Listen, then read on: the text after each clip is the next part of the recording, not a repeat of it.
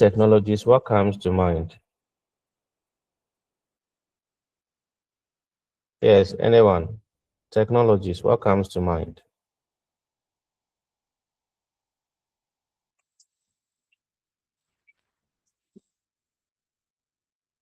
Oh, I should mention names.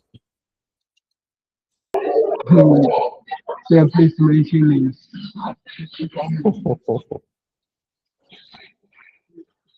Yes, Steve. This technology, to my understanding, is the use of ICT tools to enhance work. The use of ICT tools. Thank you. Any other person?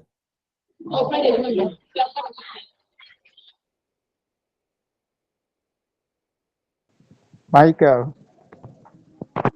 Yes, Mike. yeah, the technology is also an ICT means or using computers to process work faster and easier. Okay. So it appears that for Steve and Mike, when they hear technology, the only thing that comes to mind is ICT. But technology is quite broader than that. But the word in itself came from a Greek word, which is techne, which means to do. So technology means our English people will tell us it is an action word to do something. However, in our field, just like Stephen and Michael has said, it is the use of ICT tools, information, communication, and that word itself, gadgets to enhance work. And by enhancing work, I am not saying or I am not using the word loss. Because when people hear IT, what echoes in their mind is job losses, but that is not true. So, Unit 1, how can we enhance teaching and learning? What ICT tools can we use to enhance teaching and learning? Right, so like your model rightly places it, the term technology is widely used by any and everyone. Even our biologists make use of it, our medical doctors use it, even underground mining, they make use of it. Wherever you find yourself, technology is at play. So it is not only for educationalists, but everyone. The sole aim or the sole goal is communication, transportation, learning, manufacturing, or in production. And my personal favorite, securing data. Then, of course, we can also use technology to scale up or down businesses. By scaling up, expanding the business. By scaling down, maybe you've decided to open some few branches elsewhere, or you've decided to sort of divide your workforce into units. So scaling down. But that is not all. There are a whole lot of things that technology is doing for us. And fortunately for us, we are proud of it. That is why it is here. But technology has evolved over time. It has gone through some form of evolutions. It has gone through some form of growth. It has gone through some form of changes. And we can put these changes into four main phases. What we first refer to as the pre-mechanical era, pre-mechanical era, somewhere around the 3000 BC. But of course, people said it lasted or existed somewhere within the 15th century. But of course, there were no kinds of telecommunicated devices. However, there were some form or some sort of tools that people believe or people think were sort of different. So they found something different from what they had. So they called it technology. Then we came to the mechanical area, where Charles Babbage and co. created in some form what we want to call a miniature of a calculator. In the Blaise Pascal, who even came with what they used to call the Pascaline, the mechanical calculator, typically more or less like typewriter. These days, mostly you see them around the courts when you are going to do affidavit and so much, or things like that, or you are going to swear an oath. That's when sometimes you need them. And this era self, they are sort of on the rise because of the trend. And what is the trend? There is a lot of recruitment going around. People want to change their date of birth. People want to update their records.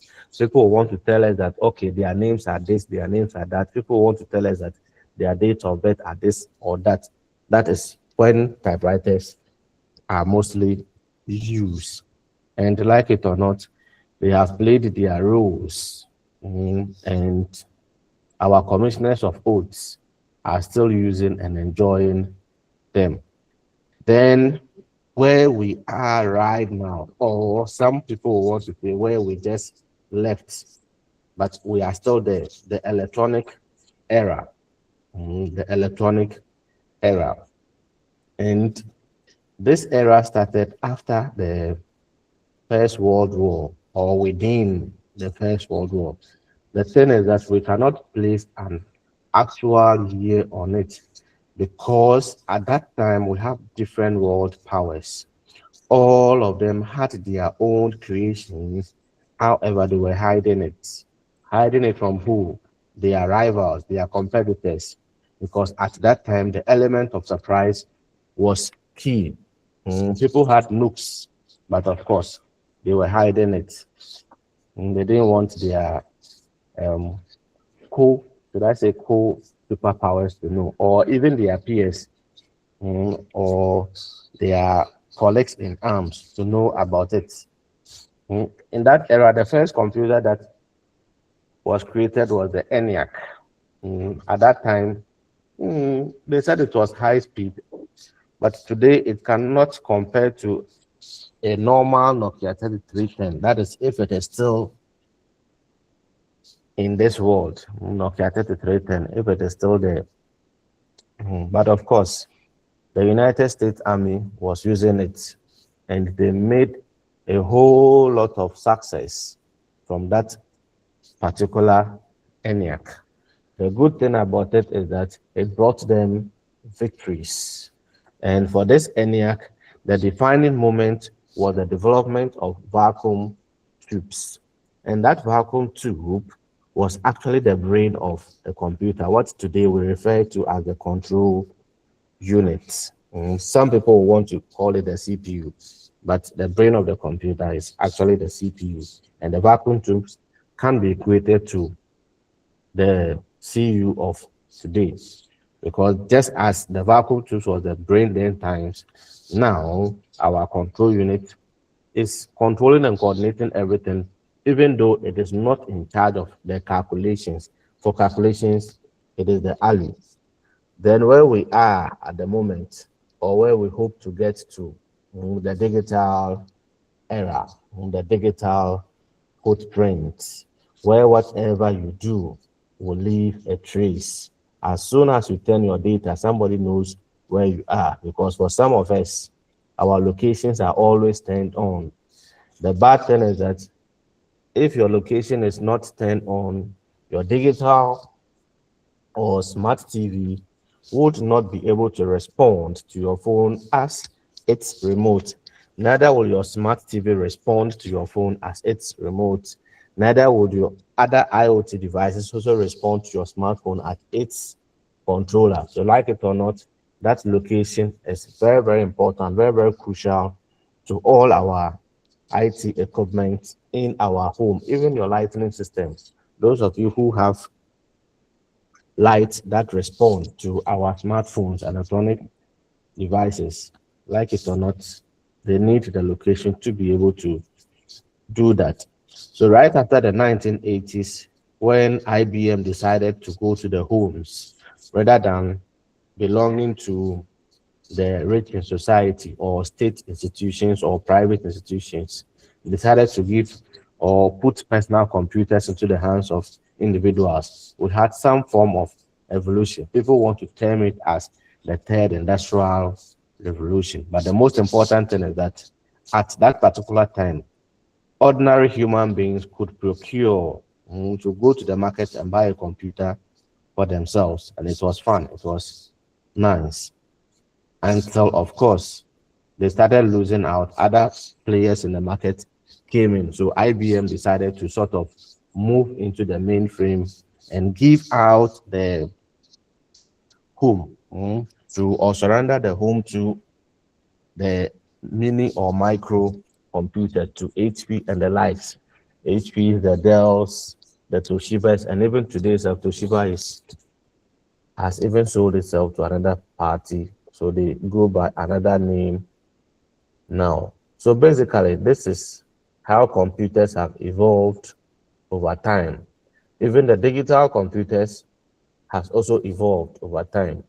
It has come into what we refer to as the is it 5 generations. It has also evolved through 5 generations of development or of phases where the defining moment has always been about the computational processes or the computational processor. Right. Now let's look at educational technology. So how does technology influence education? The answer is simple. What we are doing right now is one of the influences of technology on education. I saw some people in their homes, on the comfort of their beds. I saw some people in their singlets, in the comfort of their rooms. I think I even saw somebody eating. I even saw somebody eating. So that is how convenient technology has made education. Gone are the days that you would have to wake up early and take your bath, then go and look for a means of transport to get to wherever your class is supposed to take place. Sometimes you get there, you are late, or the classroom is full. You have to stand at the back and you don't even hear anything. But today, wherever you find yourself, all you need is the link, whether dressed or undressed, whether eating or not. So like it or not, today the technology has made education very, very simple. So technology can be a tool, and technology can equally also be a tutor. Technology can also be a tutor, which we'll all look at. Then, of course, we also have people who have specialized in educational technology. So we refer to them as educational technologists. So as for them, they have trained themselves in the field of educational technology. So what do? They try to analyze, they try to design, they try to develop, they try to implement. Then, of course, after implementation, they try to evaluate whether whatever they have created is doing what it's supposed to do. So people have trained themselves, they have gone to school, spent time, spent money to learn how to develop these things for you and I to be able to enjoy. Some of the technologies that we use for this include projectors. We also have our laptops, our smartphones. So I realized your smartphone was not there, but in my opinion, it should be there. Because should right now my laptop go off right now, I am going to switch to my smartphone. And for most of us, our smartphones are even more stronger than our laptops. The only problem most times is the UI, the user interface. It is sometimes too small to display a lot of items, but that is why it is called a smartphone. And if you need something bigger, then your best bet would be a tablet, or you go and look for a 12 or 13-inch laptop to buy. But once the name is laptop, there's laptop that it is. Right. We have several domains. So who is making a group call in the group?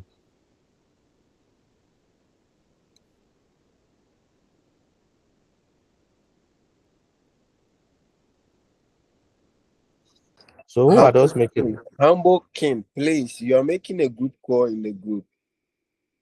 Hmm. Right. So first time things will always be like this. But the good thing is that we are all learning. We are all learning. But who knows that WhatsApp can also be used for presentation? Just that the numbers will be limited. And you can even share your screens and things like that. So for your normal small group discussions, WhatsApp can be used for that. And it is even quite or more efficient, well, in terms of size. And you can easily control what happens than this. Then when it comes to data, which sometimes can be a bit of a problem to most of us, WhatsApp will actually use less data than this. So WhatsApp is also one of the technologies that you can use. Technology, an application can also be classified as a technology based on what it is supposed to do. Right. So for educational technology, we have several domains. One is what we refer to as computer-based training, online learning. For instance, Code has what they call the smart campus. Mhm. And I think that one of the interfaces was posted on one of the platforms, and it was Guy. Mhm. It was Guy. Right. Another domain is instructional technology. We spoke about educational technologists. This one is instructional technologist. Then our ICT also here, learning technology, multimedia, technology enhanced learning TL, then computer-based instruction, computer-based training, CBT. We also have the computer assisted or computer aided instruction, then internet-based training, web-based training, online education, digital education, collaborative. One of this is at Ashesi. Once in a while, they go around organizing programs. Then there is also distributed learning, computer mediated communication, computer mediated. Then cyber learning, multimodal instruction, virtual education, personal learning environment, network, virtual learning, VLE. All of them, most of them are learning platforms. The good thing about most of this is that they are ubiquitous. Mhm. Ubiquitous. And when we say something is ubiquitous, it is available just about anywhere. Most times, what you need is the URL, and you are good to go. Once you have the URL, you can easily join. Just like this class, without a link, you cannot join this class. Without the link. The link is what we call the URL, Universal Resource Locator. Right. So these applications that we have mentioned, some of them include the class crafts. So you can Google most of them, compare them, and see how they fit in. Some of them are designed for kids, some are for adults, some also for professional staff. So something like Adobe Spark, something like Adobe Spark for professionals. What do you use it to do? You use to create subject-specific videos. So you can decide to create videos on IT, videos on education, or videos in cooking, anything that is of interest to you. Then you go and create a Facebook and a YouTube channel for it. Put it there. It will be generating traffic for you.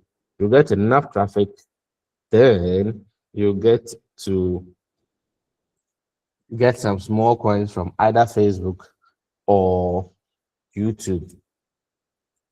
Right. Any questions?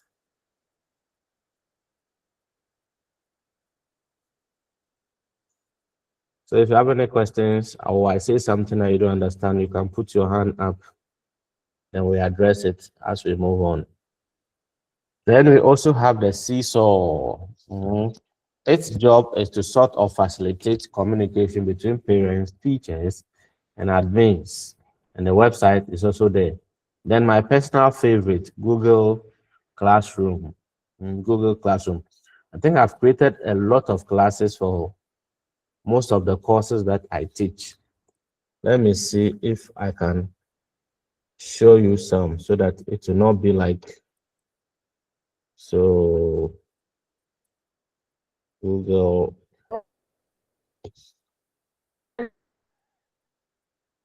Classroom. So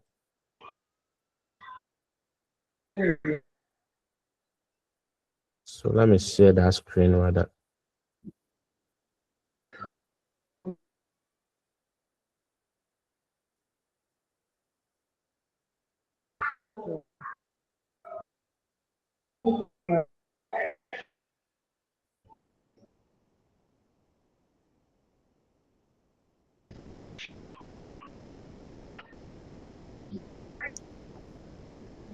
Right. So you can see, right? Yes, sir.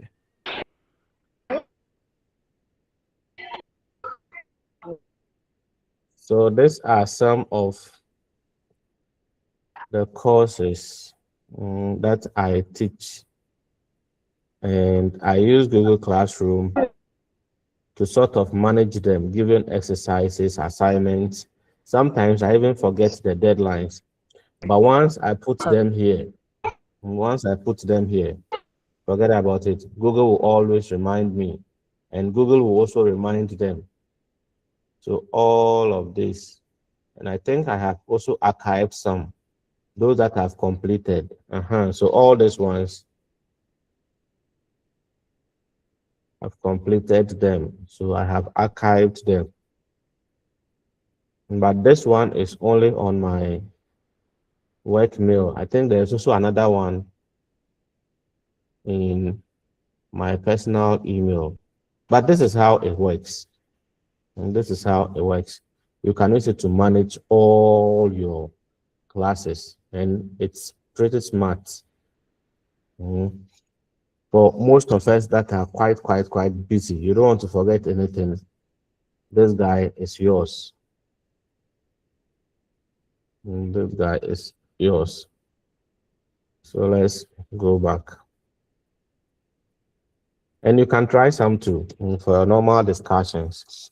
You can try some too. There is also YouTube for videos. You simply type YouTube and you start doing whatever you want to do. And then there's also the Nearpod for virtual reality, creating the resemblance of a place that you are yet to visit. Then the Vintage is also there, where you create your own infographics. What do you want to present? Information, data, or knowledge? It is there. This one to for kids. Science 360, they are for normally blocks. They are also blocks. Then we also have Canvas. This Canvas has come to mobile phones, and our ladies are making excellent use of it to create images, create posters, and what have you. It is doing quite well. Then as assistive technology. By assistive, it is simply providing a help. So maybe you have a disability. Technology can come in to sort of help you. Technology can come in to sort of help you. Should you find yourself at the University of Cape Coast, you can go to the Sam Jonah Library. They have a section for these group of people, and there are a number of assistive technologies there that are helping them. Either speech, voice, or even. Well, when you go there, you see all of them. Let me not say it here. Right. So, like it or not, technology has played excellent roles and is still playing wonderful roles in education. And right now, what educationists want to do is to send technology into the heart of the classroom. It's to send technology into the heart of the classroom. So institutions are racking their brains day and night trying to find ways that technology can sort of help, and by helping improving their delivery. Yes, Ima, or it was a mistake. Right. For me personally, technology helps me in diverse ways, especially preparing of Hello. slides. Yes, Yes, Emmanuel. thank you very much. Please, I wanted to find out, say, are you going to have are you going to have opportunity to have a practical for this IT in education, please? Practicals on Technology in education. technologies like Like, I mean, what you are, I mean, and what you're going through with, and with us now, are you going to have practical on it, please? yes, we will do presentation, but however, what I do is whatever practical thing we meet, we will see it before we move on. Is that okay? Just like we Okay, went to the please. Google Hello, Classroom sir. and yes, All right, thank you, sir. yeah, Actually,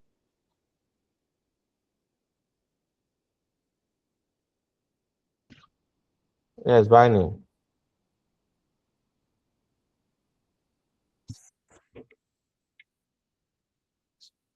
Binding, if your network is not good, then turn off your video. It will become better. Or you can reposition yourself.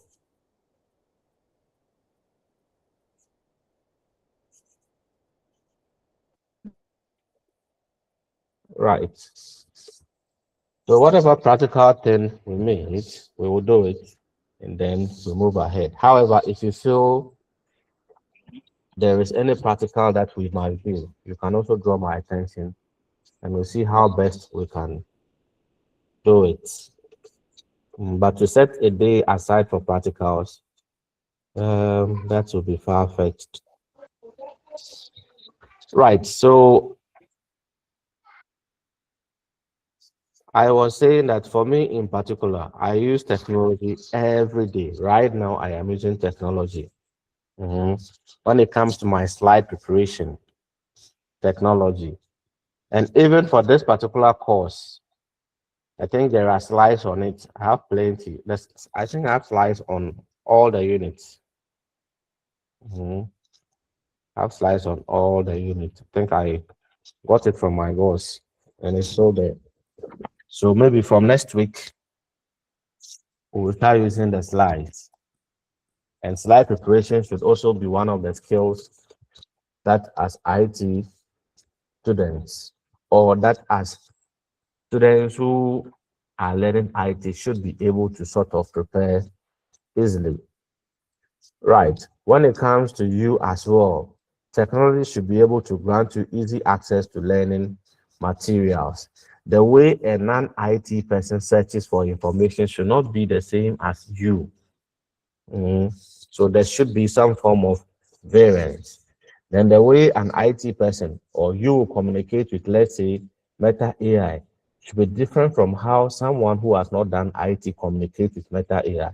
Why? Because you have paid fees and you've been to class, you have been taught. So you should at least always put your questions or queries in context and not leaving it for AI to be second guessing. Then, of course, knowledge sharing. We are all from different parts of GH, but we have all met here because we want to share our ideas. The beauty about IT is that nobody knows it all. It will surprise you to know that as we are here learning, somebody sitting somewhere is making a discovery. And somebody here can bring that discovery to our notice tomorrow, or even right now. Someone can post it in the group, and life goes on. Then, of course, learning aids, audio and both visual, all of them can be brought together. Is that okay? The good thing about IT is that if there is something you do not understand, you can simply go to YouTube, type that thing, and there will always be somebody out there willing, or there will always be someone out there who has done something similar before. Then your area, distance learning, distance learning. Those days when we used to do distance learning, when we are tired, what we do is we rename our devices into reconnecting. Then we are gone in those days. But I think right now people have evolved. So I am sure by now you have new tricks up your sleeve. But the good thing is that people are benefiting from it, and you can also benefit from it. Another personal favorite of mine is record keeping. This meeting is being recorded, which means that tomorrow you cannot come and say you were in class when you were not here. Elsewhere, attendance will be tied to whether you were present here or not. And even sometimes, while the class is ongoing, they deploy online polls. And so you just be there and it will pop up. And within some few seconds, it will go off again, which means that if you are not paying attention, you won't see it, even though you were here. So, like it or not, people are always thinking on how to improve technology, make it better for everybody. But just like every coin has two sides, technology has its own limits. First is inappropriate content. For those of you who go and download anything that is downloadable without records to who are the developers, or without reading about it, you will launch that application and you see a lot of inappropriate contents, all of them being ads. And most times, you will not even get access to that application until you have accepted some bullshit. Until you've accepted some bullshit before you can. Then, of course, violence can also not be discounted. Another limitation is disconnected youth. What do we mean by a disconnected youth? You can have students in a class, and for the entire duration of the class, they won't be talking to each other. They will be on their phones 24/7. So we say such students have disconnected themselves from the world. They are now living in utopia, on their own island. Then, of course, we also have the cyberbullying trap. Cyberbullying trap. There will always be that guy who will always like every post that you post out there, even if it is not nice. Even if it is not nice, he will always like it. And the thing too is that there is no way of monitoring.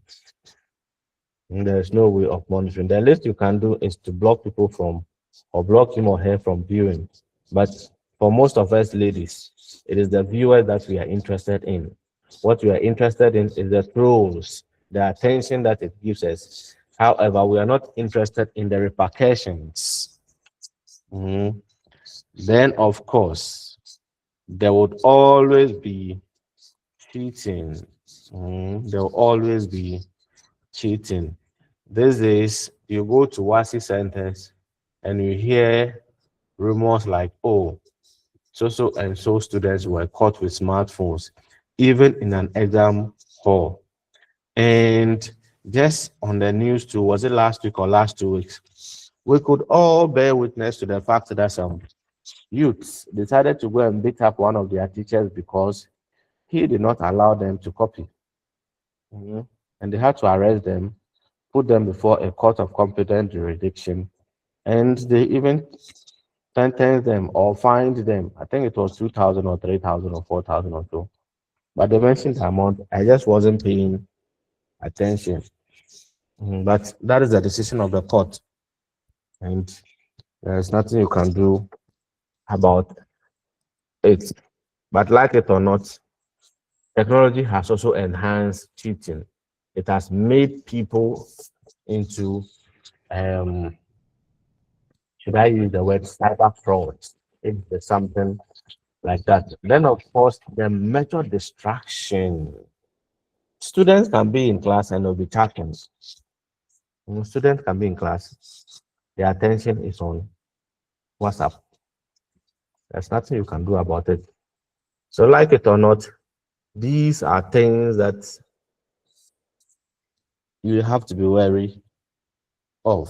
If you are fond of that and you are interested in whatever you are doing, I am sure you will create time for it, because people always create time for whatever is important for them. So basically, that is unit 1 for us. Any questions on unit 1? If no questions, you should be able to state 5 reasons and 3 limitations for using computers, especially for teaching.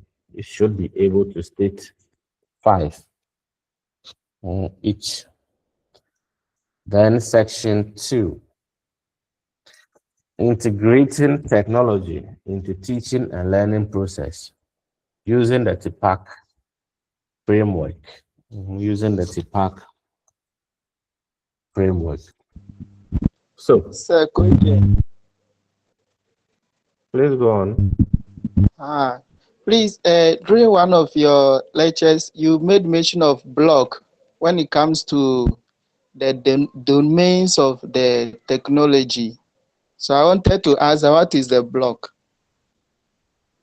Block. Michael. Sir. Block.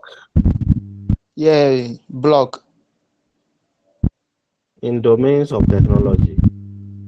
Yeah, you made mention it like when you were mentioning YouTube, Vingage, and all others.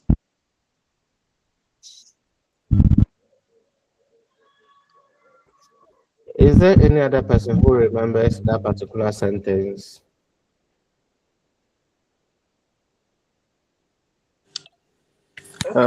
Sir, Yes. I think it was when you were defining or talking about the 360 signs or something like that, and you made mention of block. 360 signs. Something like that. Hey. 360. Science 360 video. Okay. Yeah. Okay. That platform. Yes, please.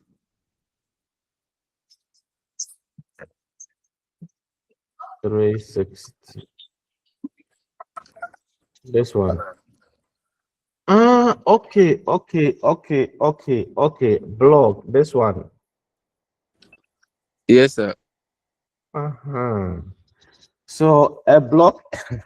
Yes, sir. You know, when you said it, my mind went to the BLOCK. Right. So when you say a blog, it's just a page about a subject. Is that okay? Maybe somebody's subject or somebody's life. And let me see if I can get one to show you. Because I once created one, just that I hardly use it. But you can create your own personal blog for a particular topic or about your life. Yes. Is it like the blog we see about this social media personalities and stuff. Exactly. Okay. I think that thing. Let me find it and show you. But don't confuse it with the page, like Facebook page or Twitter page. Don't confuse them.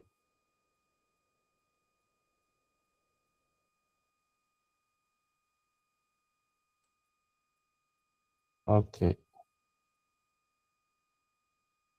So Google Forms has one.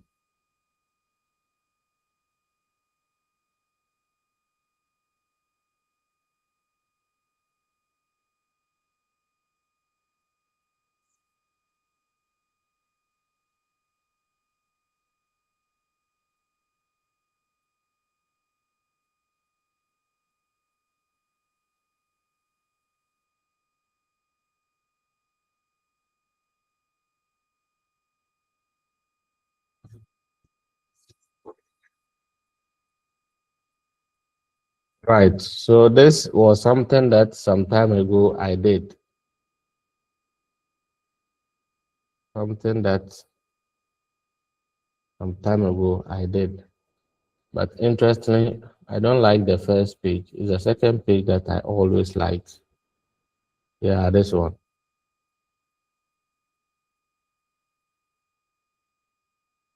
And they are even free. They are even free. So say blogger. So all you have to do is go to blogger.com. Like here. Then you start creating. Mm, you start creating whatever you want to create. They will host it for you for free. Oh, okay. I've done some before. So it's still here. Long time ago. And so this used to be one of my favorite quotes those days. And it's still there. So you can manage it, remove things, add things. This one, 8 time has passed. So I'll find time and come and modify it. So that is a blog.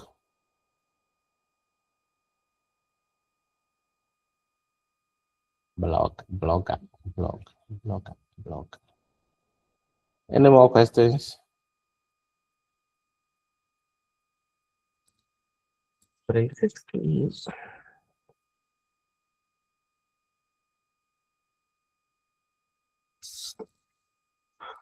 Right. So let's continue. So the TPAC framework. TPAC is just an acronym for technology, pedagogy, or pedagogical content and knowledge. So technology, pedagogy, content, and knowledge. TPAC, an acronym. Tech, pedagogy, content, knowledge. Is that okay? Right. So what does it do? It simply describes knowledge that teachers need in order to teach technology. So what knowledge do I need to be able to teach technology? That is what the TPAC framework does. What knowledge do you need before going to teach your students, especially with respect to technology? Like it or not, technology has brought different variables. Technology has brought about different things. Gone are the days that we even, well, some places they still have blackboards, but in some advanced countries, now what they have is smartphone. You go and a teacher is writing on a smartboard with his hands or using a pen or a stylus. That is how far we have come. So we went from chalks, then we went to marker boards. Now we are on stylus or digital devices. And like it or not, the future is bright. Future is bright. So yes, you have to sort of know how to use technology to be able to get something out of it. Mhm. So we'll look at each of these things one after the other. We'll take technology, we'll look at it, but we've already spoken about it, so just briefly. Then we'll look at pedagogy. We'll also look at content. Then, of course, knowledge. Without all these things, if you have the knowledge, you don't know how to carry it out, wahala for you. So this is a diagrammatic representation of how it should be. So it's a pack framework. Mm, it's a pack framework. So three circles: pedagogy, knowledge; content, knowledge; technology, knowledge.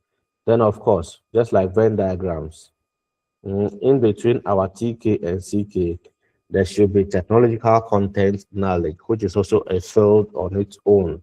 Then there should also be a technological pedagogical knowledge. Then, of course, there should also be pedagogical content knowledge. Then our framework right in the middle. So what this tells you is that you need to have knowledge on each of these things. All these things, you need knowledge on all of them. So you can simply go to tpac.org and you get knowledge on the 7 domains. Now let's look at these things one after the other. These 7 domains. One is technological knowledge. And for technological knowledge, that is where I am comfortably sitting. And when we say technological knowledge, we are referring to knowledge about the computer. And that is when they will start titling you with the fact that whenever you take a computer, it is made up of hardware, software, lifeware. And they'll go further to tell that whenever you take a hardware, the hardware can be classified under or into 4 or more subcomponents. They tell you input devices, processing devices, storage device, and what have you. That is what we refer to as technological knowledge. But of course, that is not all. You also need a bit of knowledge on networks. You also need a bit of knowledge on this evolution that is currently moving or floating around. You need some bit of knowledge on artificial intelligence. Why? Because today, before you cough, whatever you were thinking about, somebody already has it out. Just before you sneeze, whatever you are thinking about, another person has already said it. Why? Because today the distance between you and your problem, or the distance or the solution between you and your problem, is the distance between you and your mobile phone. So TK covers the ability to adapt to learning. Learning what? New tech. Then number 2, content knowledge. When we say content knowledge, we are referring to the subject matter. We are referring to the subject matter or the discipline, or in our case, the course. So what content knowledge do you have about fundamentals of IT education? That is what we are referring to. Then number 3, PK. PK. And this PK is not previous knowledge. It is pedagogical knowledge. And this refers to the strategies and methodologies that we use in the teaching. In teaching what? The content knowledge and the tech knowledge. So having tech knowledge, having content knowledge without knowing how to sort of lay it out for your students to understand can be quite problematic. matic. Then pedagogical content knowledge. And like it or not, we need some form of effectiveness in the teaching. And we need some form of effectiveness in the teaching. So what PCK simply means is that go beyond the content experts. Don't just talk content, add some live scenarios. Add some general occurrences or some case studies to it. PCK, that puts you above the content knowledge. So in this, I would like to liken it to knowledge and wisdom. Knowledge and wisdom. The ability to apply knowledge to a problem is what we refer to as wisdom or witty. Then number 5, technological content knowledge. And for technology, we now talking about content and knowledge. For technology, what we know, what is new. For content, we're interested in what you know about tech. What you know about tech. So, practical example. The computer does a lot of things. And one of the things that the computer can do is sort of how we can sketch geometry, how we can sketch shapes. So the computer will give us a lot of shapes that we can play with, how we can construct simple standard shapes.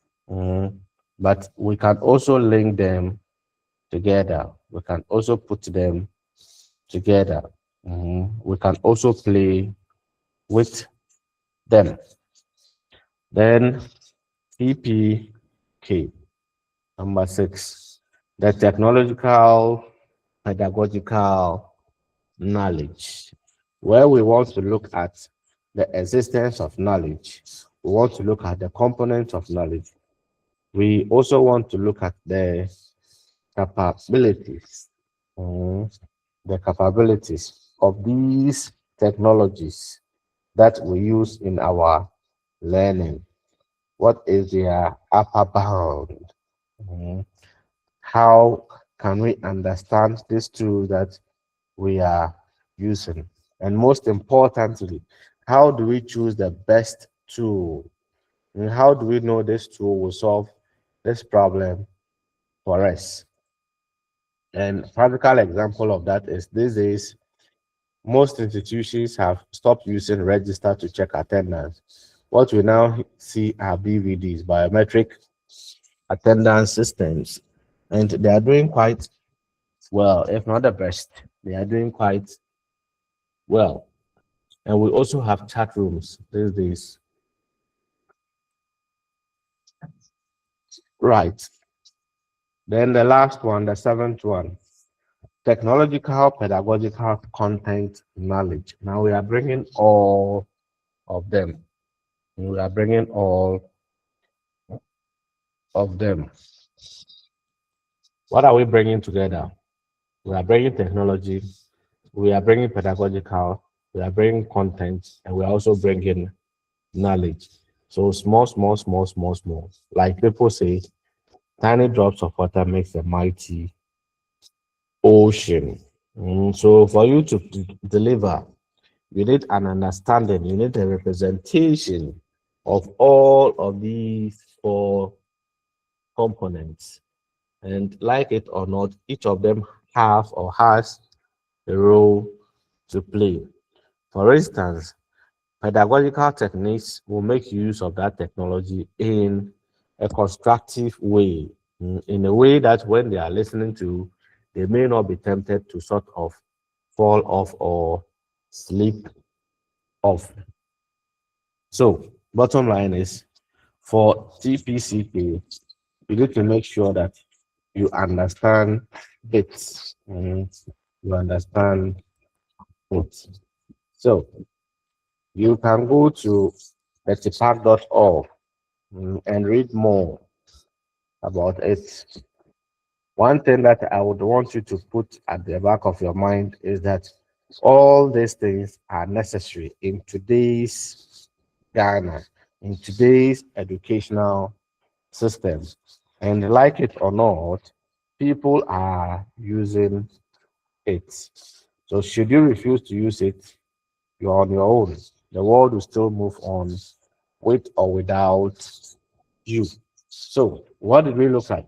We looked at CK, we looked at CK, we looked at PK, we also looked at PCK, TCK, TPK, and the final one, PPCK. Any questions?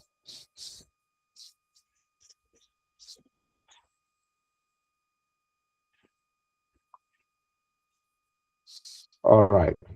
That section. Yes, Steve.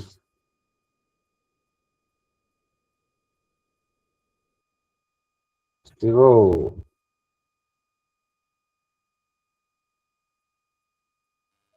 Okay. yes. Please, in the TPAC, this thing, the abbreviation, I think they introduced A.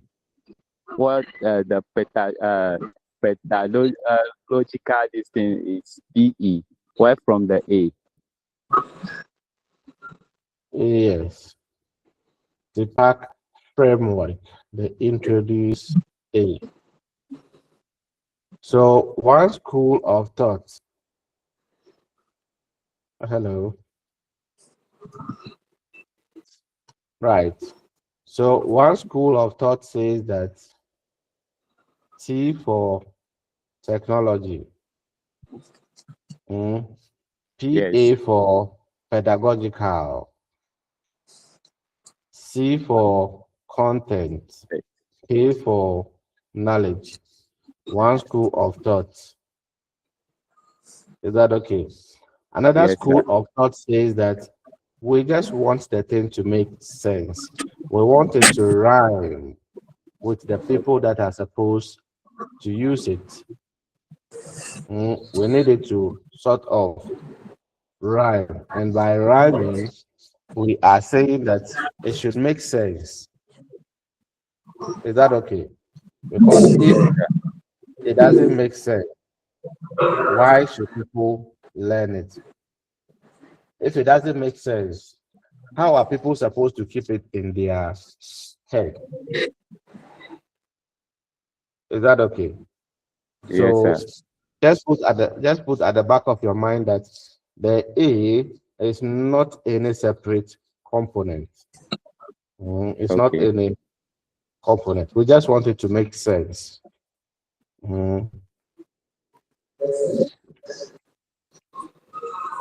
Any other question?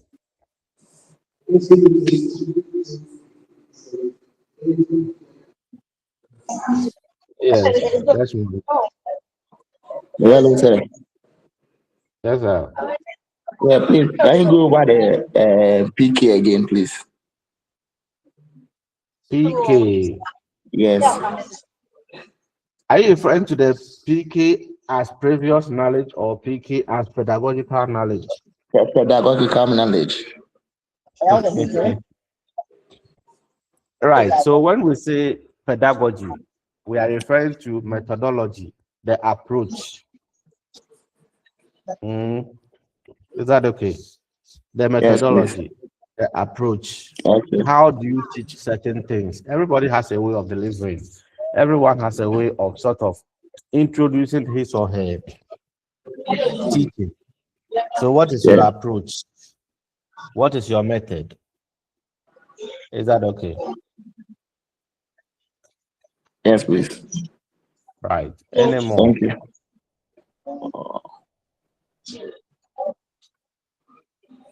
Right.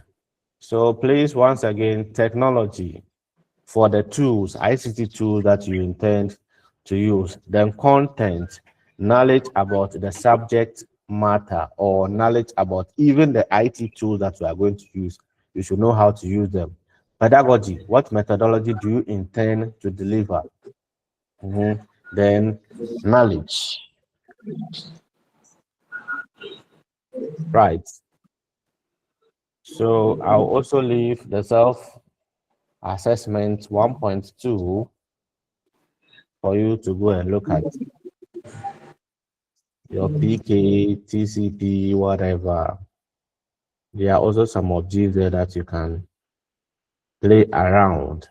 Right, then let's start with the most interesting parts.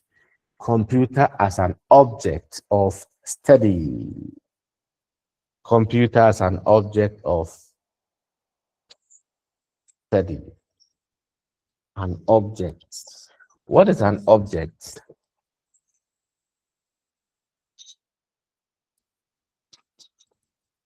Yes, anybody, what is an object? Yes, Emma. Okay.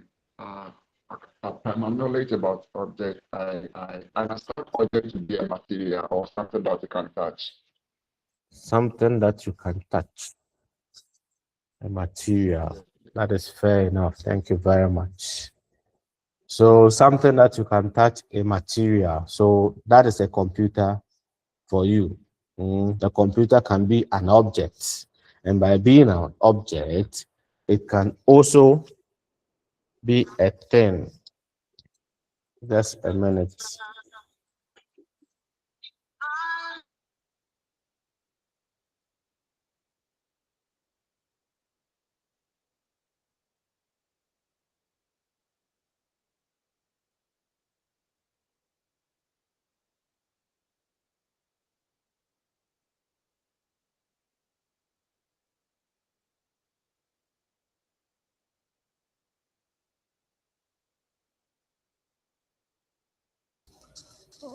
Right.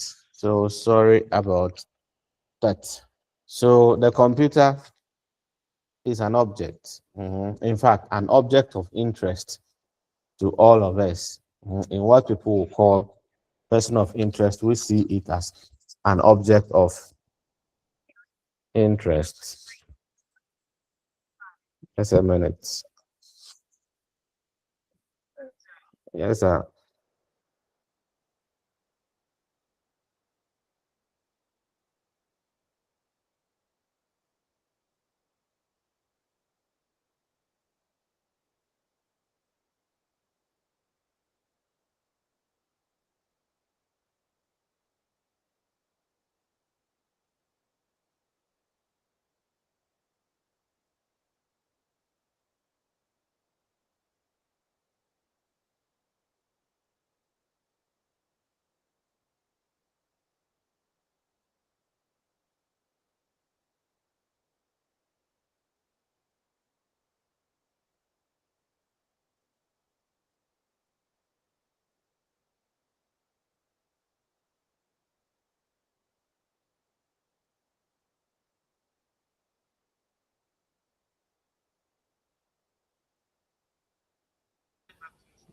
Okay, okay. Right. So sorry about that. Unfortunately, I'm supposed to have another class from 11:30. 11:30.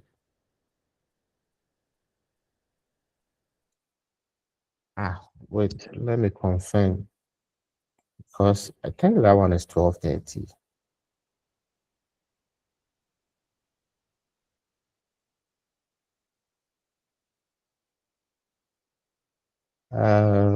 You would have to forgive me, but because today is the first time, I need to make sure everything is in order so that we prevent them from happening. Okay, so 400.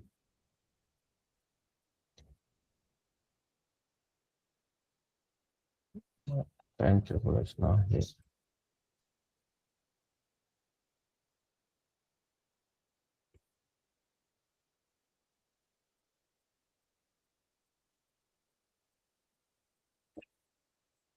Mhm.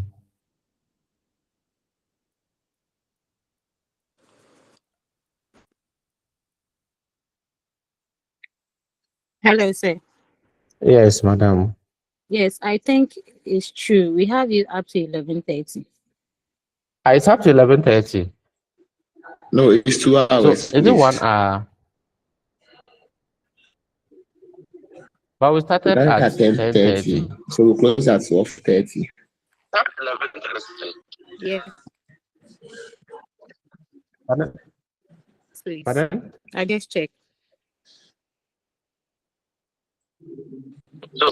We'll close at 12:30. It's 2 hours. Sir, please, you're supposed to close at 12:30. Yeah. Oh yeah, It it's is 12:30 12:30. instead. Sorry. It's 12:30, not Yes, that's what I 11:30. mean. Yes, sorry. Okay. Yeah, 12:30.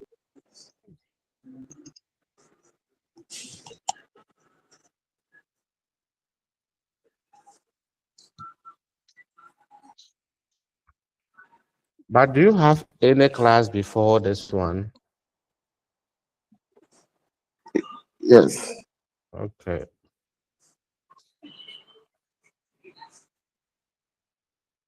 And that one self is just 1 hour.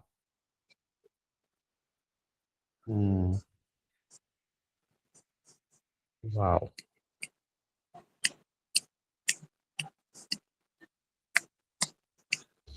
So I was one who wrote the wrong time.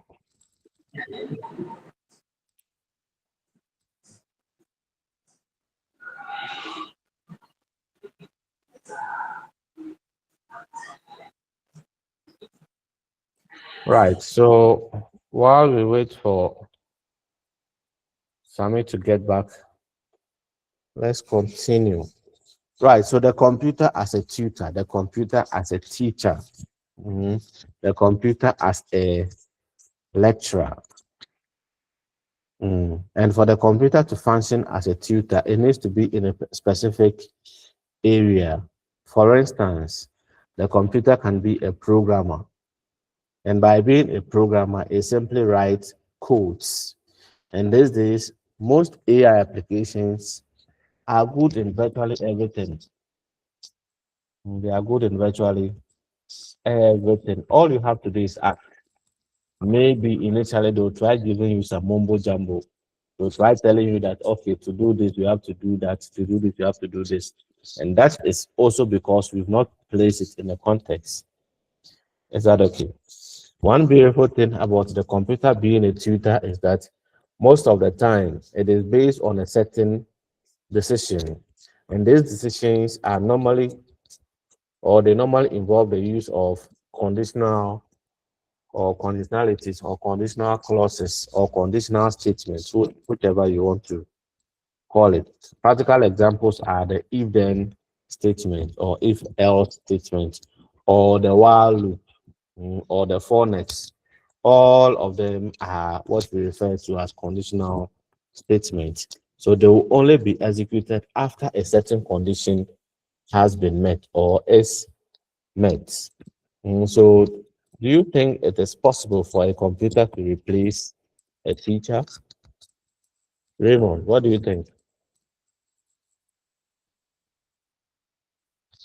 Oga Raymond, Yes, sir. do you think the computer can replace a teacher? I think in a very near future, yes, but um, let me put that in context. Okay. So, just like doctors today, Mm-hmm. uh, now doctors are no more doing surgeries, and then they allow computers and robots and AI system to study how to do the surgery, and then they Yes, I do mean, that. You get it? So in the near future, in a classroom, a present teacher there might not be feasible anymore. Yet we will need programmers and people behind to be able to okay. program those computers to do such a work or take up Can such we a make task. it from 12:30? Pardon? Yes. Yes, sir. Okay. Right. Don't worry. Yes, great. Thank you very much. And I'm glad you Yes, placed sir. it in context because context is key. Context is key. And the fact remains that you and I do not know what will happen tomorrow. In 2018, we woke up and realized that AI was born. Well, in Africa, especially in Ghana, that was around the time that we realized that AI was a thing. But before then, everything was manual. So we do not know the future. The possibilities are also endless, but it is possible. With what we are seeing, it is possible. So you just have to brace yourself in readiness for whatever is to come. Somebody will say, what can come, can come. But in the interim, what are you doing for what can come, can come? So you have to prepare so that you will not come and say, the computer has taken my job. Of course, you may be displaced, but job displacement is different from job loss. Put that at the back of your mind. Then also the computer can also function as a tool. A tool for what? Make the class useful. A tool for what? Statistical analysis. A tool for what? Super calculation. A tool for what? Word processing. A tool for what? Spreadsheet processing. A tool for what? Presentation. So like it or not, the computer can play diverse roles by being a tool. The computer can also be a tool for committing of mass murders. Just like we saw this month when the United States decided to go into Venezuela to go and kidnap the president. It is computers that first went in. And that is why for most of the time we didn't see a lot of combat. For I even want to believe that for those in the towns of most of them did not even know what was happening because computers were already there as a tool for what? Surveillance. So already the tool was there, the tool has done its work. All the soldiers had to do was to move in and capture. That is why we didn't hear any cry. So yes, the computer is an excellent tool. Then the computer can also be a tool for information. Today we live in an information age. Turn here data, come here data, go here data. Like it or not, things are changing. Things are changing. And for us, this change is what we expect because the change will actually make things work. The change will make things work. So vast amount of information comes with responsibility. So be careful what you put out there. Then the computer can also be a constructional or a constructive tool. And what is a constructive tool? Manipulating of information, visualizing one's understanding, mind mapping, creating new knowledge. Then, of course, the computer supported international learning environments. All these are constructive ways or constructive tools that the computer is impacting our society. And for what? For good. For good. Why is it good? Because we students can make use of these constructive tools to cooperate with one another. At the end of the day, we sort of generate new knowledge. And when new knowledge comes, it means your project work is born. Oh, just a minute. Sorry.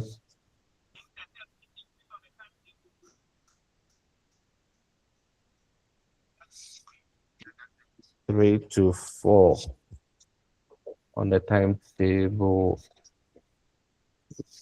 Let's see. Okay, 3 to 4 I'll be free. So let's put it there. Thank you too. Right, so sorry about that. Yes, another personal favorite of mine is the computer as a situating tool. or computer as an AI. And what is that? The computer now has a way of creating virtual realities. Something that is not there, the computer will put it there for you in a form of what it calls 3D and 4D images. And sometimes it will make you feel as if you are there, but you are not there. Gone are the days that when we construct aircraft, we put people inside to crash air to try them. Or when we construct spaceship or crafts, we put people inside to test them. These days, in a computer where they test them. So no more human beings. And I remember those days when you put a human being inside, you would have to give the human being plenty money. You would have to set the human being's family up for life. But today, who is coming to set a computer up? Nobody. If you go and you crash, you crash. If you go and you come back, you are back. And everyone goes home happy. So the era of virtual reality is actually booming. Just a minute. Sammy.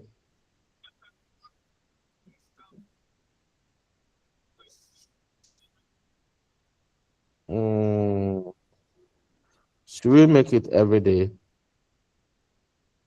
I'm asking if we should make it every day, but either way, we'll talk about it on the page so that it will be like everyone is on it or is in on it. Yeah, so thank you. 3 to 4. Right, so yes. So like it or not, VR is booming. Virtual reality. There is also what we call augmented or argumentative reality. They are also there. They are also doing quite well. I think that one makes use of glass prisms or something like that. Then the computer can also be a tutee. So the computer can also be a student. How can the computer be a student? You teach the computer how to behave. The iPhone people, how do you behave with your Siri? For you to first of all understand you, you first of all have to teach it so that it will not be like, I don't understand what you are saying. So you have to teach the computer to be like you, because the computer can be sometimes dumb. So you have to make it yours. You have to make it yours. And the good thing about computers is that once you make them yours, they are yours forever and ever. And they are yours forever and ever. Right. Then the computer as a programming tool, the computer as a programmer. But even today, AI is doing this. AI is doing this. All you have to do is tell the computer to write a code for you. So those days as you go to class to go and learn how to write code, those days are over. Now what you should go to class to go and do is go to class to go and understand code, not to go and write code, because machines will always be there to write code for you. Machines will always be there to write codes for you. Right, and when we talk about a program is just a set of instructions that tells the computer what to do, when to do it, and how to get it done. Practical example is Microsoft Word. What is it? A word processing program. You can type, you can draw, you can even plot graphs in Word. But of course, that is not the right tool to use, but you can do it in it, and it's actually fun. Then Adobe Photoshop is also there for editing images. Those days we used to use it a lot. Adobe Photoshop. I don't know if we still use it, but it used to be a thing those days. Right. So like you said, a program is also a software. So a program, software, they are all the same. So people use them interchangeably. They are all sets of instructions that tells the computer what to do, when to do it, and how to get it done. Yes, Ray.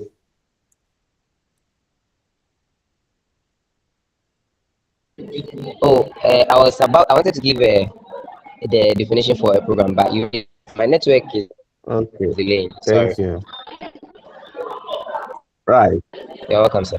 right. A programmer or a software developer is that person who had the skills or who has a training to design, to create, and most importantly, test computer programs. So a programmer is also a tester. A program is also a software developer. But don't confuse a software developer with a software designer. The designer is broader than the developer. Elsewhere, the designer is the boss. He gives the developer the architecture, the plans, how to go about it. And the developer will sort of implement the designer's ideas. Then programming tools. And interestingly, the tool is also a software. The tool is also a software. And that tool is usually what we use in the development. All of them have their own functionalities. Some are standalone. By standalone, they are on their own. They are on their own. Being it a compiler, an interpreter, an assembler, a disassembler, a load tester, or analyst. The most important thing is that at the end of the day, these tools are used to give you the best of the best in terms of software. Right. Today, we do not need to know how the computer works. All we simply have to do is that, all we simply have to know is how the computer is supposed to do whatever we want it to do for us.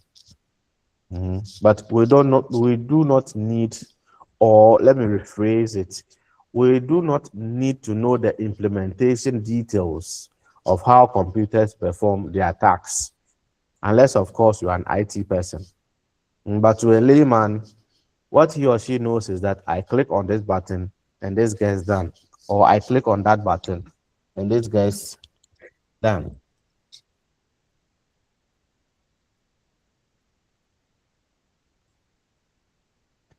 Ray. Okay, Raymond.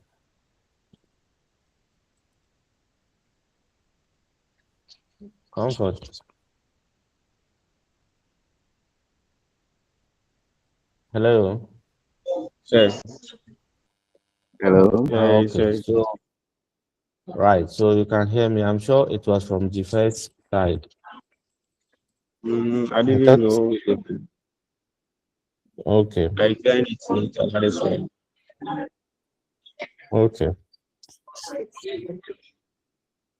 right.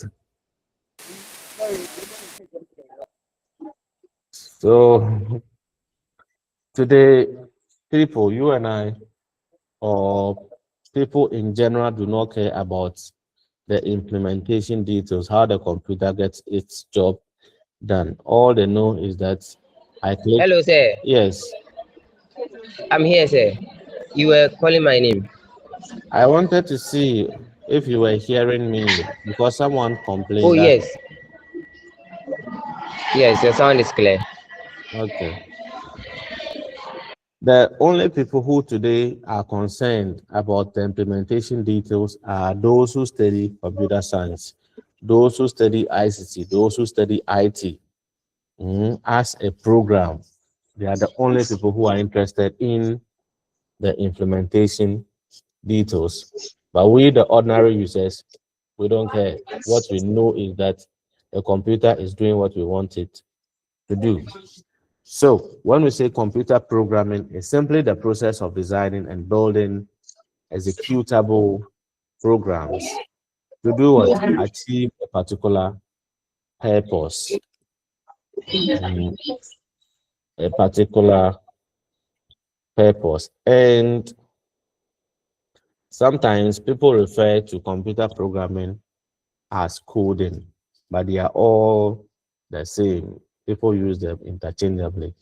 So programming can also be referred to as coding, because at the end of the day, you are simply converting an algorithm into a programming text or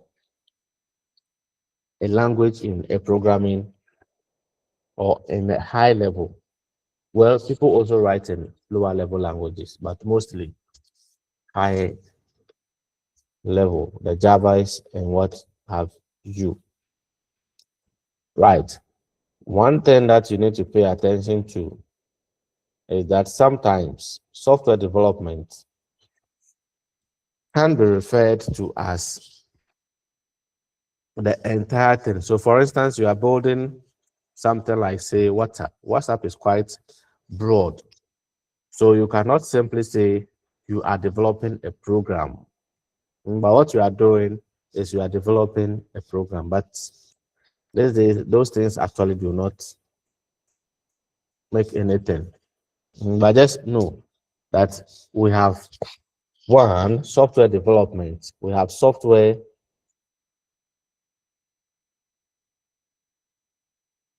WhatsApp group. Yes, it's for the class. It's even on the timetable. Right. So these days, computer programmers, software designers, software developers are all interested in the same thing. But however, the difference is in the depths. And there's even another group, the software engineers. They even add engineering techniques. They even add engineering techniques to whatever the development process is all about. Then, should you want to go back, go back in terms of whatever you are doing, we refer to it as reverse engineering. There is also the concept of hacker, someone who is skilled with computers. Of course, they use that skill for good purposes. But in some cases, you can also see them as security hackers. But why programming? Because today, the whole world is ruled by softwares. The whole world is governed or ruled by softwares. And there are at least 3 good reasons why you need to learn programming. One is that it helps you to understand computers. 2 is that comfort, mute yourself. So one reason why you need to learn programming is that it broadens your horizons. It helps you to understand computers. Then, of course, it enables you to feel justified that, oh, I have also done something.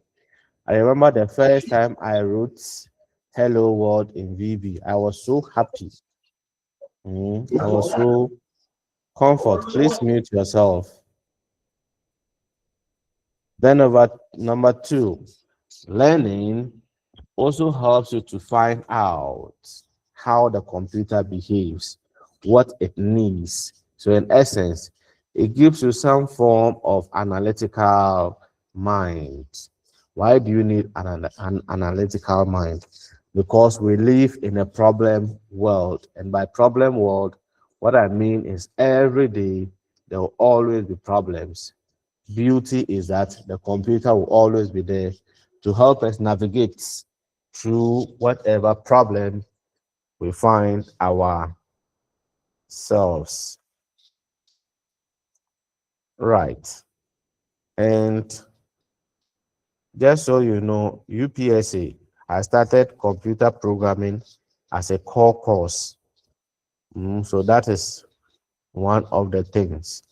Then the computer also as a communication tool, like we are doing right now. Our WhatsApps, our Facebooks. Those days it used to be Facebook, but now it is WhatsApp. There is also Snapchat, but just that most people don't use Snapchat for professional staffs. It's mainly business. Mainly business. Right. So in terms of communication, the computer is able to send a message. The computer is able to receive a message. And the computer is also able to decode a message. Right. So that will give us the things that we need for successful communication. One is that we need a sending device, and that is the device that sends the message. We also need a communication device, the one that is supposed to connect the sending device with the communication device. Then we also need a communication channel or a transmission media. Then we also need a receiving device.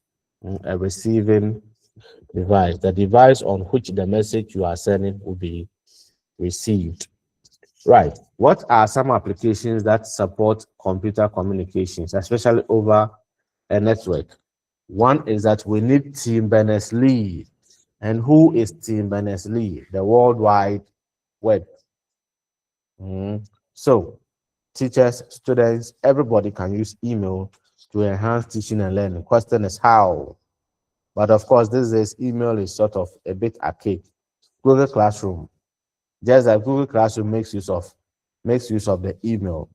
Whenever I post an assignment, students are notified by their email. We are notified via their email.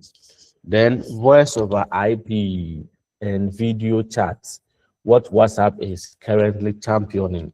And they tell us that it is end-to-end protected, which means when you are doing it with somebody, no other person will be able to hack onto it. Because of these things, of these days, we don't have landlines. In those days, they used to be super, super, super common, but not anymore. Because now what we get is instant phone communication. You dial, the person answers. The person misses your call, he or she calls back. But the normal landlines, if someone misses your call and you come and call back, nobody will answer. Interestingly, weekends off, you won't reach anybody because they are all home chilling. Then social networking, our Facebooks, our WhatsApps, our LinkedIn, all allows people to rapidly generate content for their followers to view. Then routing is simply used for communication. How? Internet traffic. They are routed through specific predetermined paths.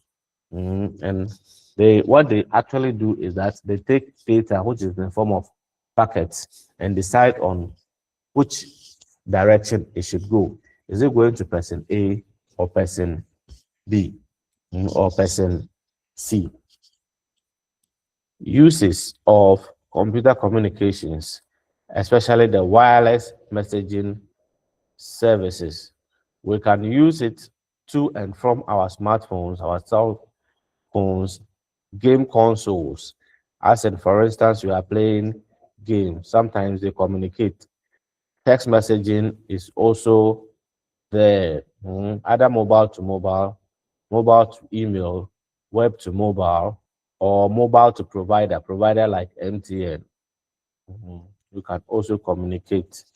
Then there's also what we call the instant messaging, or IM for short. The real-time internet communication.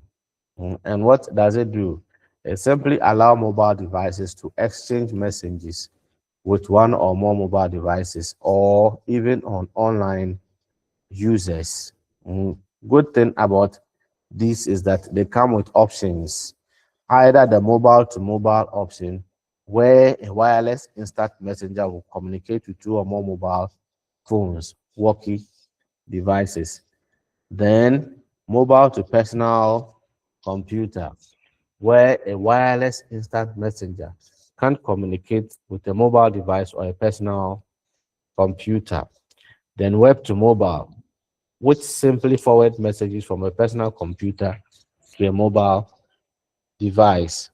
Then our picture or video messaging, what WhatsApp enjoys doing. And these days, you can even send pictures in their true quality using the HD mode. Using the HD mode. And this ones too, they can be sent from mobile to mobile or from mobile to emails. Then our wireless internet access point, what people call Wi-Fi or hotspot. Wi-Fi for routers, hotspot for mobile phones. And mobile phones can also give hotspots, but the number of devices is always limited between 7 and 10. And that is also dependent on the brand of phone that you are using. Mm, right. Then we also have the Bluetooth, which is also part of the wireless. Then our GPS, which is simply a navigation system. Somebody will meet you and be like, what is your Ghana Post GPS? What he or she is asking you is your longitudinal coordinate.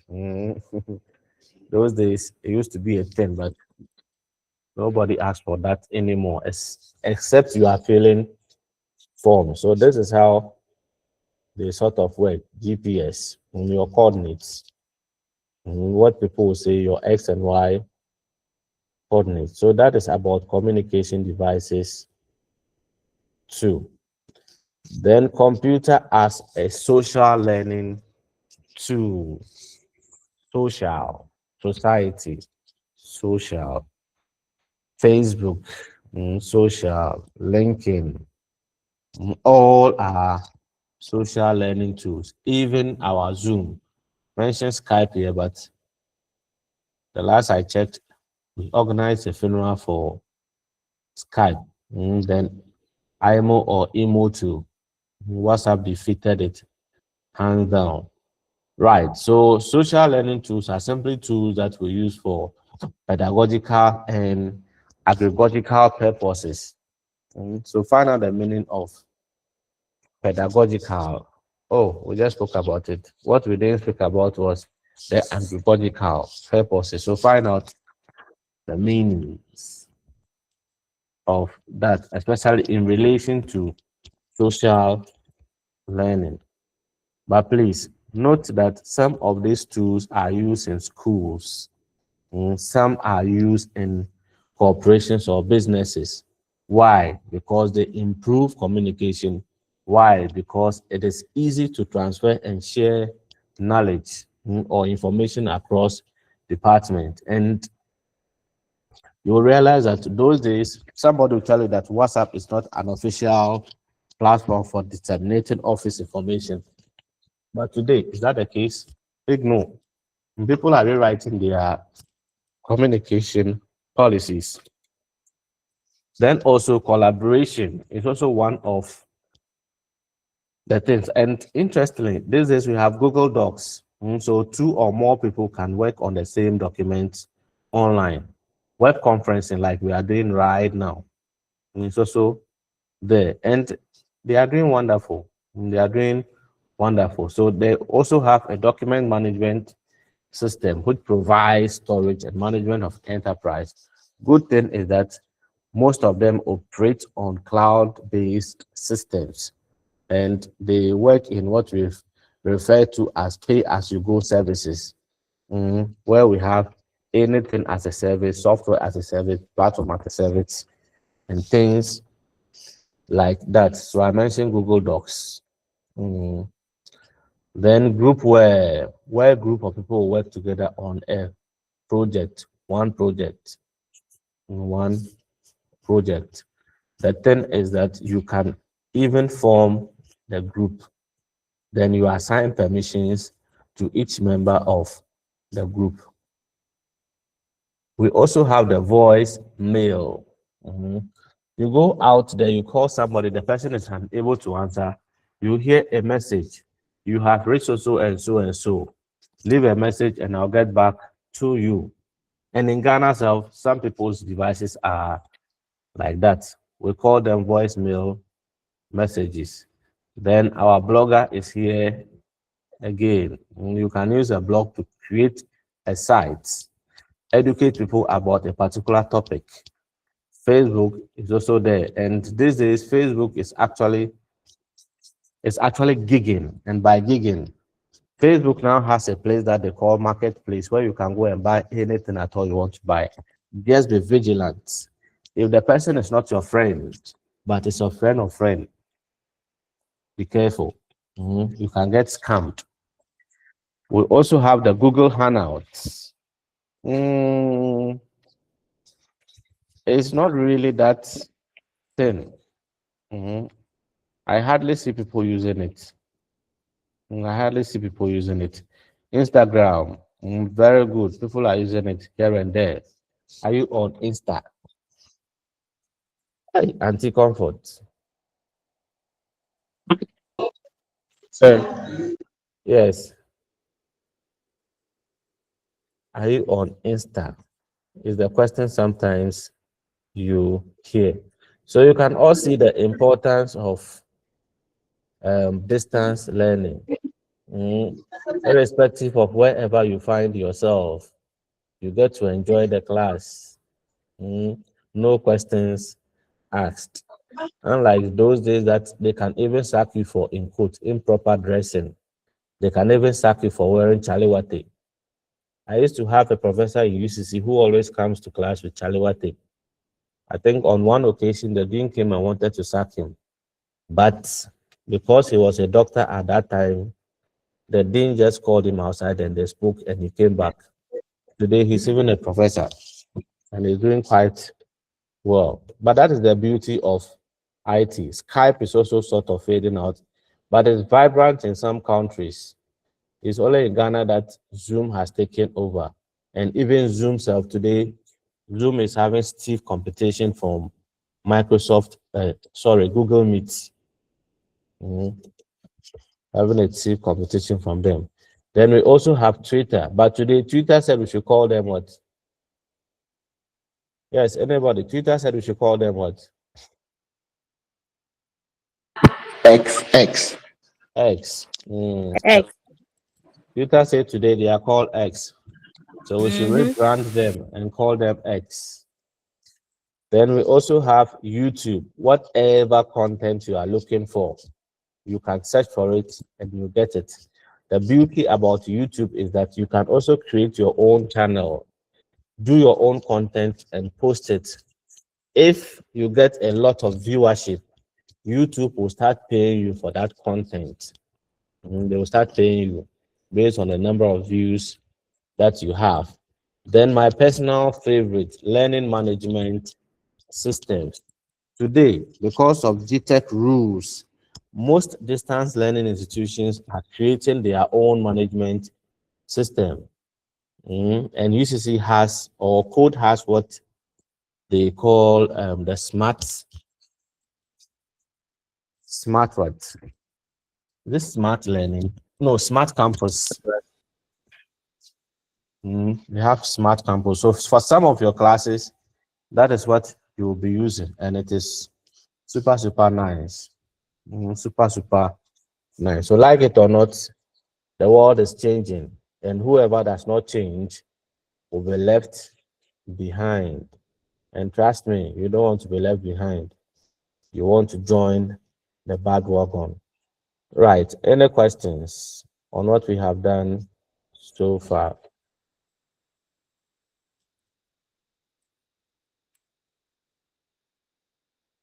Any questions?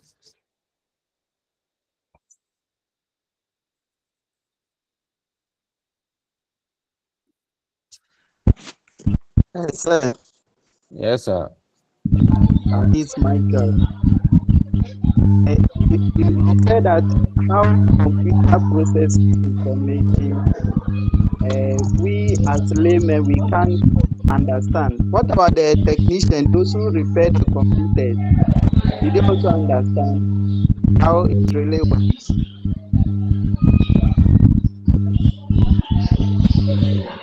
Right. So the computer technician, Ray, please mute yourself.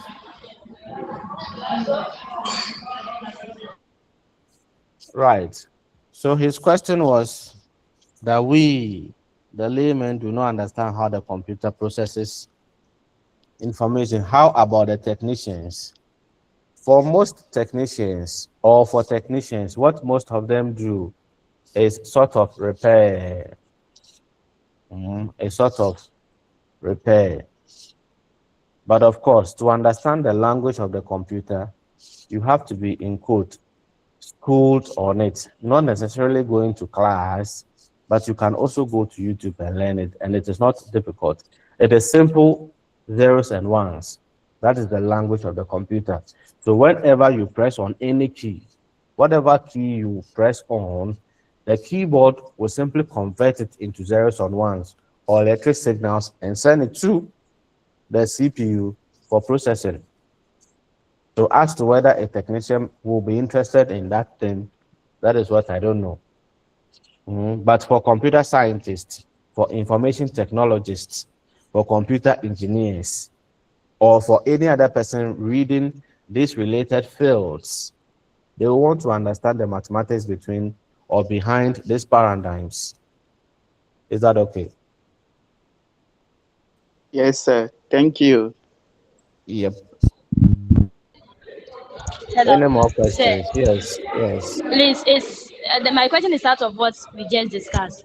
Please, Mhm. I want to ask those who couldn't join the Zoom, how can they get the access to join later?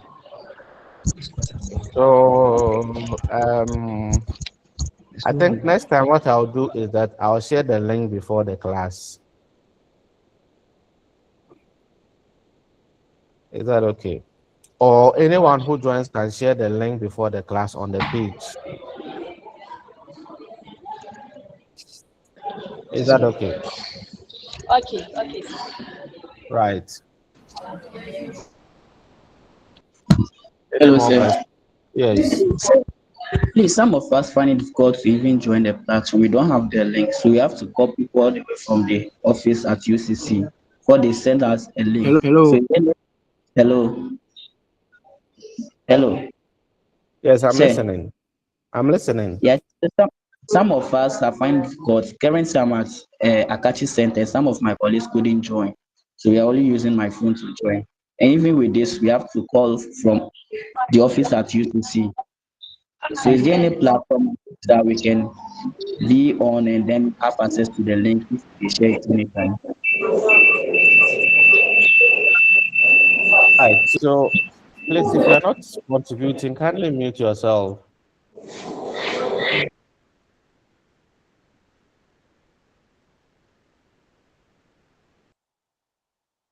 So, those of you without the links,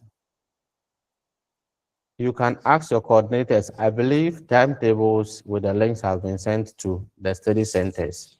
However, in case you also don't have it, we'll share it on the page. There is a course page. There is a course page. So let me see if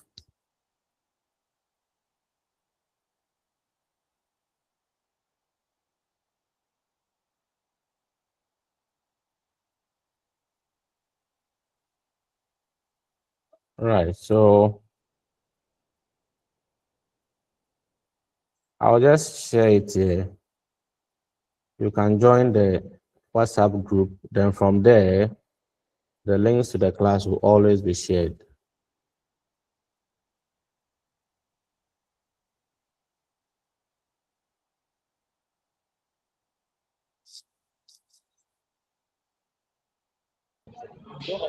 Hello, sir.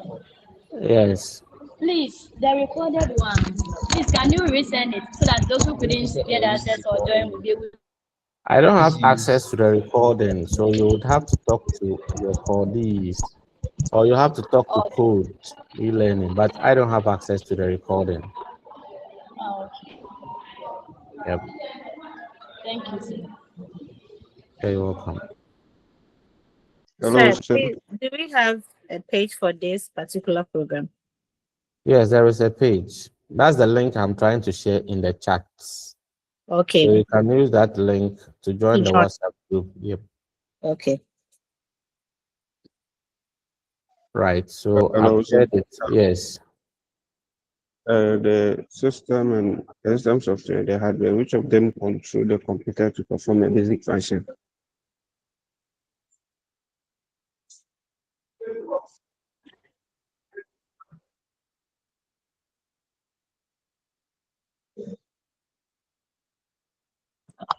Hello, sir.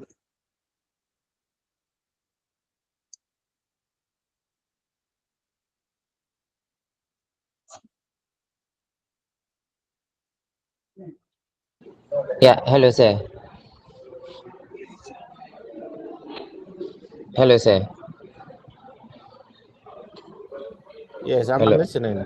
Yes. Yes, please, you see that they shared a PDF file that has the link to our classes, as in Yes. WhatsApp link.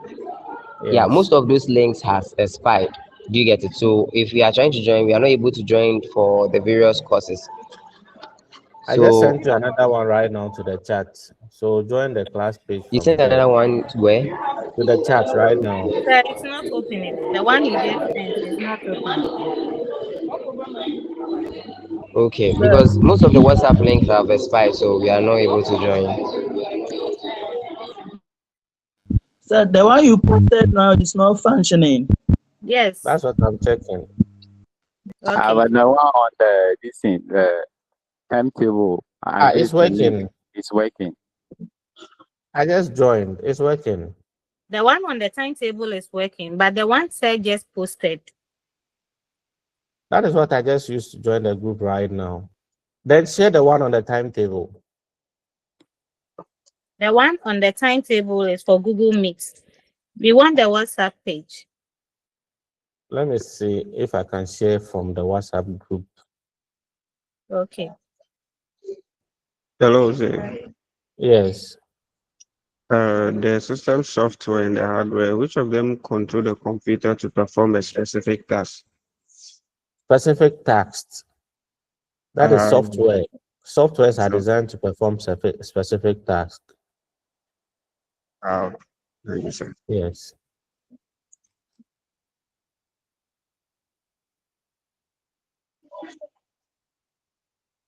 So, okay, I can add.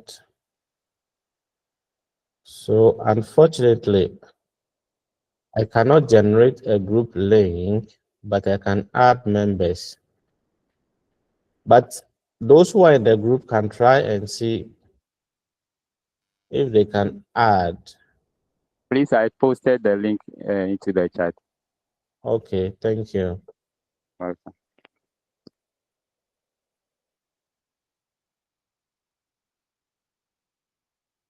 Right, so have a good afternoon.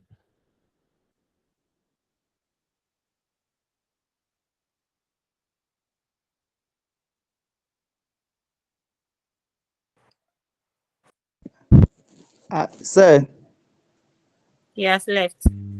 oh, oh, sorry. Hello, But the WhatsApp page has been created. The one hello, the one that was just posted, the very last Jifa. link.